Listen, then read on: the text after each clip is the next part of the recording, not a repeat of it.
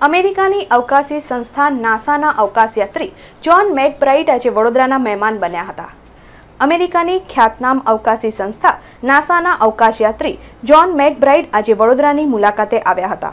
BRG group સંચાલિત Gujarat public school ખાતે John મેકબ્રાઇડ દ્વારા વિદ્યાર્થીઓ માટે અવકાશ અને વિજ્ઞાન જેવા વિષયો માટે એક સેમિનારનું આયોજન કરવામાં આવ્યું હતું। ઉપરાંત આ સેમિનાર બાદ એસ્ટ્રોનોટ જ્હોન મેકબ્રાઇડે પત્રકારોને પણ સંબોધ્યા હતા। જ્હોન મેકબ્રાઇડ એ અમેરિકાથી આવ્યા છે। ડૉક્ટર ગુડવિલ ફાઉન્ડેશન દ્વારા એમનું અહીંયા લાવવાનું પ્રબંધ કરવામાં આવ્યું છે।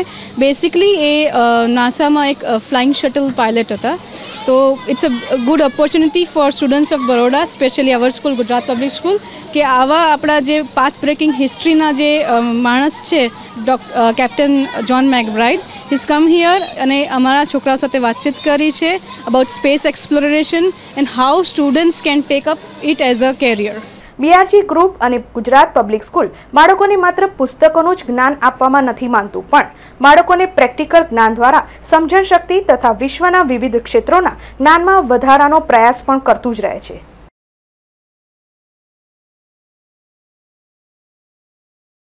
હું આજે જ્હોન મેકબ્રાઇડને મળી હતી। એમને મને એમની સિગ્નેચર આપી અને એમનો ફોટો આપ્યો અને એ હવે કહે છે કે મારે નેશનલ એરોમેટિક સાયન્સ એડમિનિસ્ટ્રેશનમાં જવા માટે પાસપોર્ટ જરૂર મળે। મને એવું લાગે છે કે હવે હું પણ નાસામાં જઈ શકું અને હું પણ એક સાયન્ટિસ્ટ બની શકું અને હવે હું પણ અર્થ કે કન્ટ્રીને બતાવી દઈશ કે હું એ લોકોને એટલી ઇન્ફોર્મેશન આપું તો આપણું મતલબ પેલું થાય।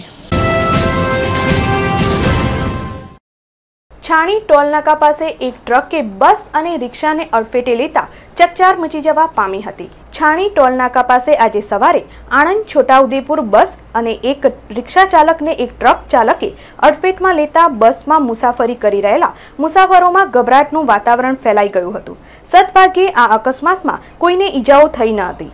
એકઠા થયેલા લોકટોળા પૈકી પ્રત્યક્ષદર્શીઓનું કહેવું છે કે ટ્રક ચાલકે નશો કર્યો હોવાથી આ અકસ્માત સર્જાયો હતો। ડ્રાઈવર ટ્રકનો ઉતરીને સીધો પેલી બાજુ ભાગી ગયો। 2-3 જણા પહેલાં પાછળ ગયા, પેલી બાજુ એમને પકડી રાખેલો હતો અને તે પછી તરત જ તે ભાઈ બેભાન થવાનું કોશિશ નાટક કરતો હતો એટલે બીજા 2-3 જણાએ પોલીસ લોકોને ફોન કરીને બોલાવેલા છે અને ત્યાં ભાઈને અમે પકડેલા છે અને આગળ જાણ થતાં પેલી બાજુના 2-3 રિક્ષાવાળા પણ આવેલા હતા અને આજવા ચોકડી પાસે આજે એક ગમખ્વાર અકસ્માત સર્જાયો હતો। સુરતથી બાકરોલ તરફ જઈ રહેલા એક બાઇક ચાલક ટ્રેલર સાથે અથડાતા બાઇક પર સવાર 7 વર્ષની બાળકીનું ઘટના સ્થળે મોત થયું હતું, જ્યારે 3 ઈસમોને ગંભીર ઈજાઓ થતા સયાજી હોસ્પિટલ ખાતે દાખલ કરવામાં આવ્યા હતા। પોલીસે અકસ્માતનો ગુનો નોંધી વધુ તપાસ હાથ ધરી છે।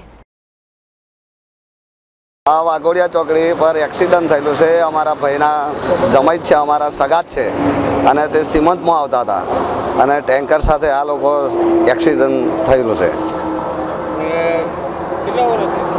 છોકરી 10-12 વર્ષની છે। હા, મરણ પામેલી છે। બીજા 2 જણને વાગ્યું છે। એ લોકો સુરતથી બાકરોલ આવતા હતા, શીખબા કોલેજ વાળો। સયાજી હોસ્પિટલના તબીબો છેલ્લા કેટલાય સમયથી હડતાલ પર છે, જેને કારણે દર્દીઓને પારાવાર મુશ્કેલીઓનો સામનો કરવો પડી રહ્યો છે।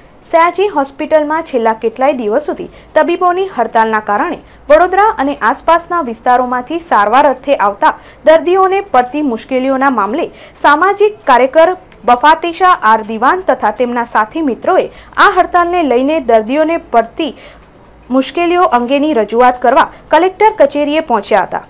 આવેદનપત્રમાં તેમણે જણાવ્યું હતું કે જો આ સમસ્યાનો 24 કલાકમાં નિરાકરણ નહીં આવે તો તેઓ ગરીબ દર્દીઓ સાથે અનશન પર ઉતરી જશે। પરંતુ છેલ્લા કેટલાક દિવસે આપણે જોઈએ છે કે ડોક્ટરો પોતાના સ્વાર્થના માટે હડતાલ ઉપર ઉતરેલા છે અને એક કાનૂની કાયદો એવો છે કે જે સરકારી નોકરી કરતો હોય એ ખાનગી રાહે ઓપરેશન કે પોતાનું ખાનગી હોસ્પિટલ ચલાવી શકતો નથી, છતાં પણ આ લોકો ખાનગી હોસ્પિટલ ચલાવે છે।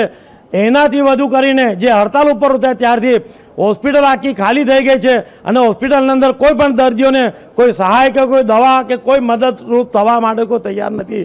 અમારી માનવતાના ધોરણે સરકારશ્રીને અને ડૉક્ટરોને પણ રજૂઆત છે કે તમે માનવતાના ધોરણે ગરીબોની જાનને પ્રત્યે તમે આ ડ્યુટી ઉપર તમે તાત્કાલિક ચડી જાઓ.